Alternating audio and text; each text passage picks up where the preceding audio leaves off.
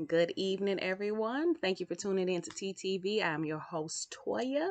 And today I'm coming to you. Actually wanted to talk to you guys about my 2020 theme, the what seems to be reoccurring thing that I need to work on in 2020.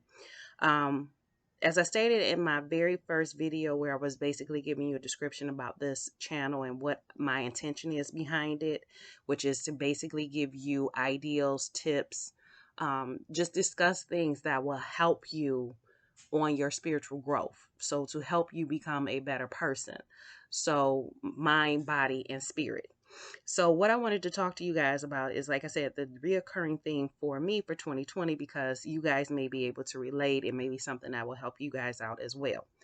So, and before I forget, because this is not something that I remember to do all the time. So please like and subscribe, and feel free to share with anybody.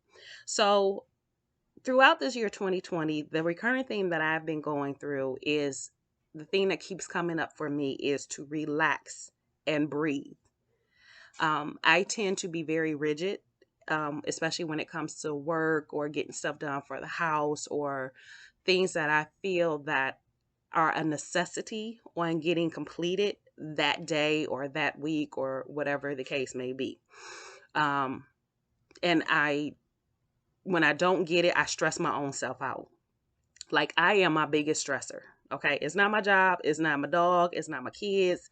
It is me. I am my biggest stressor. And so I'm trying to work on different ways that I can kind of relieve that stress and kind of calm down. Um, and one of the things that I decided to do this week, it was Monday actually. I woke up at like 2:30 in the morning. I couldn't go back to sleep. And so while I was up and I was, thoughts were running through my head, one of the thoughts was I need to start getting up and getting dressed. I work from home. So usually I'm in pajamas all day. I might throw on some pants to take the dog out to use the bathroom. But the only time I get dressed is when I take them for the walk or if I got to go to the store or something, or those few times before shutdowns keep occurring to where I can go out with friends, then I'll get dressed up. But outside of that, I'm in pajamas all day. So I said, okay, I'm gonna start getting up and getting dressed. And I noticed just doing that little different thing um, helped me with my mood. I felt better. I was able to do my job. I wasn't as stressed. I was more focused. So I did that all week. Next week, my thing is to start taking a lunch because I don't take a lunch at work. I just work through my day. I do not take a lunch. I just work. And I'm very rigid about that. Like, I need to be off at the time I'm supposed to be off. Like, I understand that there are some times where something may happen to where I have to stay. Like maybe something that came up, something I have to finish off, something I work. Last minute call, somebody needed help. Okay, that's fine. But it's like, okay, I got to get off. And I get off and I'm like, okay, well, let me take this dog for a walk, the dogs for a walk so I can get that done. Let me come back and clean. I mean, not clean, but cook dinner. Okay, got that done. Let me do that. So it's always like go, go, go, go, go. And find it very difficult to relax and calm down. And that seems again to be something that keeps coming up. It comes up in conversations, it comes up in movies I've watched. It keeps coming at me in different ways. So I know that's what I'm being told. Like, you need to work on this, honey. You need to calm down and breathe. Um, so I did a cleanse. I do the master cleanse, which I don't think I'm gonna do again. I think I'm gonna have to find a different cleanse. It's worked for me before in the past. I did very well with it, but I cut out a lot of sugar. And what the master cleanse is that you take a bowel moving herb at night. So something like Cascara sagrada, red raspberry leaf. I think the other one is sienna. Don't quote me on that. But you take one that's going to help you move your bowels.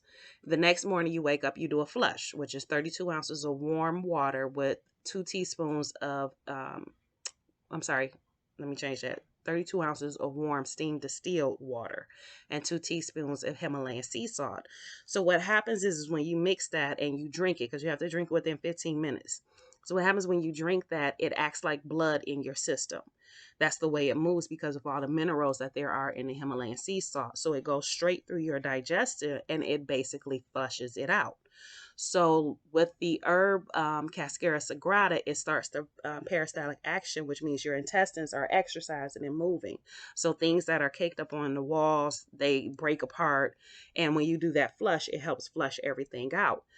Um, so after you do that, you go and you drink this lemonade drink, which is a gallon of steamed distilled water, 8 ounces of fresh squeezed lemon juice, organic if you can get it, and 8 ounces of pure maple syrup, which would be dark amber or grade B, B like boy.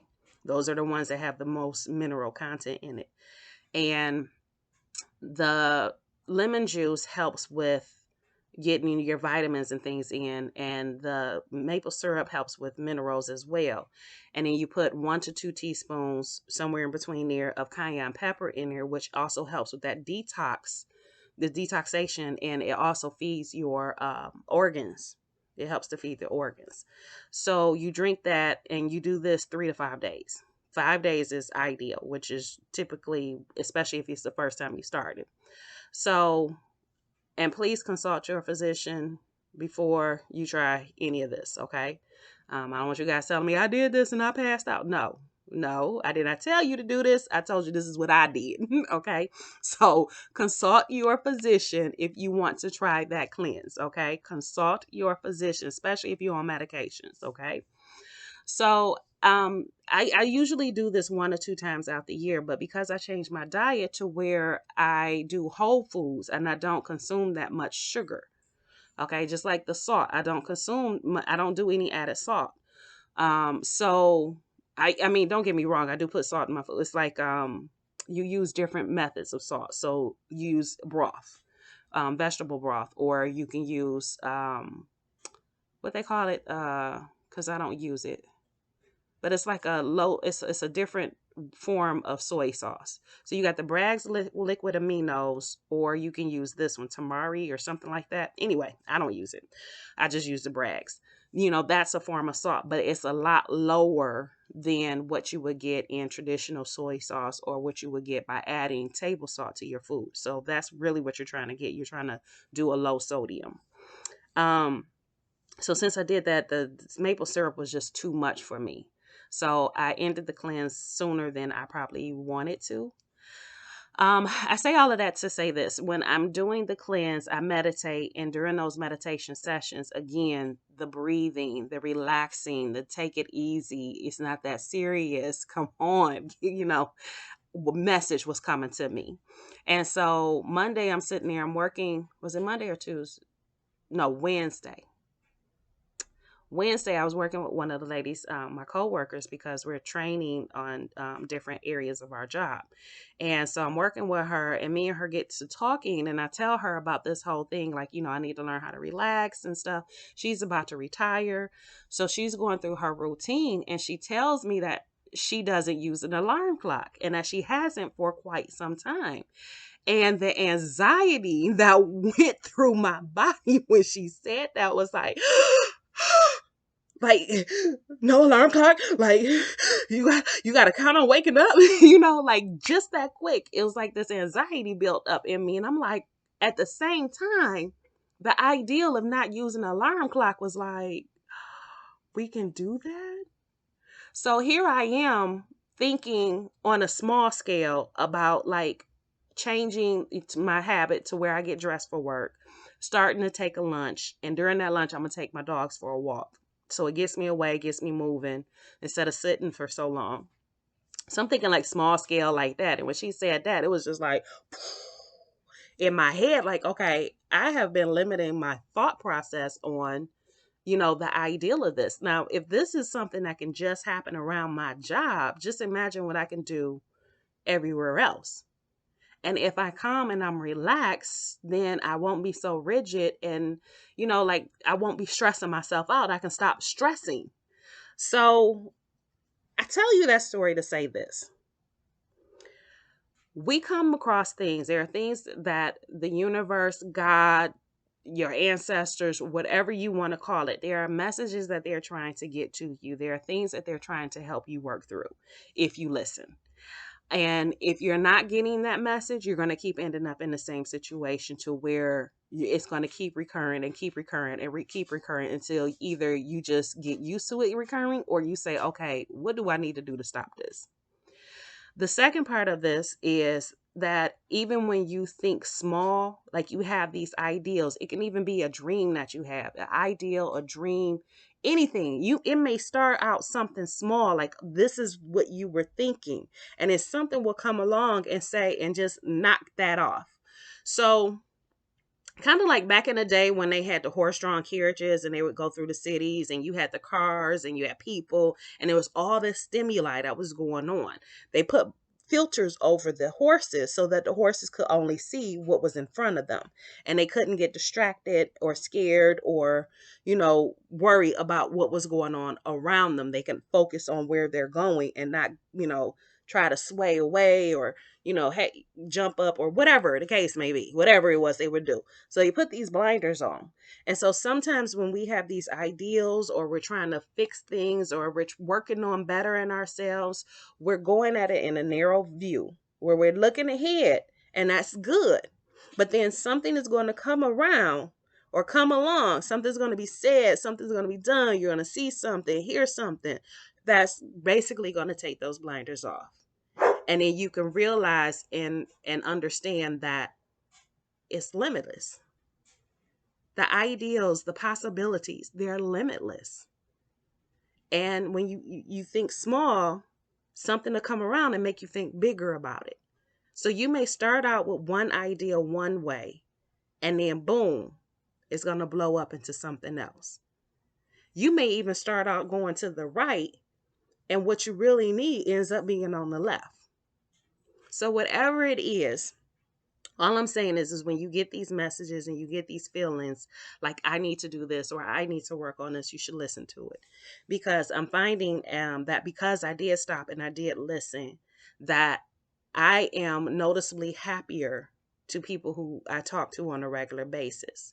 I am noticeably like, they tell me you look lighter. Like, just, I don't know, it's just something about you just seem lighter. And it's really because all that stress that I've been putting on myself, the burdens that I've been holding on, I'm starting to release and let go of. I'm starting to say, okay, well, let me stand up straight instead of hunching over with all these burdens. So that's my message to you guys today, is just listen to what it is that messages that is trying to be said to you. Listen to what they're trying to tell you and allow them to show you what the possibilities could be. Because even something very small, like something she just told me, like she doesn't set the alarm, which really you don't set the alarm, is doesn't really seem like that big of a deal.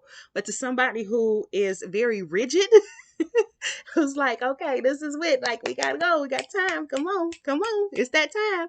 It's the time for this, time for that, time. And you telling me you don't set an alarm clock, which means you just let things happen?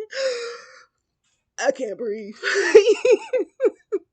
So just listen for your messages, because just like you're trying to better yourself, and when you get yourself in that energy, when you get yourself in that mindset, you're going to get things that are going to help you down that road. You're going to get things where people say it, you come across it, you watch a movie, listen to the radio, a song, something's going to come across to help you with that and give you more information. I can give you another quick one and then I'm going to stop because this is getting kind of long.